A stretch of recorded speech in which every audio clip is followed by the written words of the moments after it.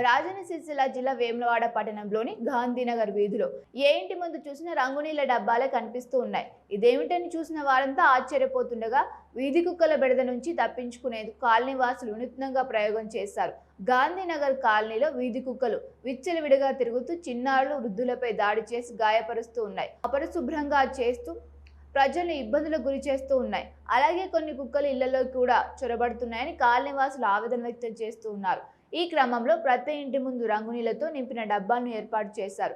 రంగునీళ్ల డబ్బాలు పెట్టిన తర్వాత కుక్కలు ఇళ్ల వైపు రావడం తగ్గిందని, ప్రస్తుతం ప్రశాంతంగా ఉంటున్నామని కాలనీ వాసులు చెబుతూ ఉన్నారు.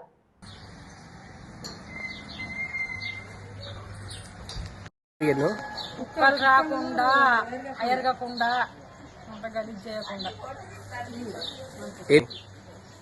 మన్ను అది సున్నం చెప్పారు. అట్లా అటు సైడ్ చూసి మేము చేసినాం. అట్లనే వస్తున్నాయి అయినా కానీ ఎరుగుతలేవు, అప్పుడు వస్తున్నాయి.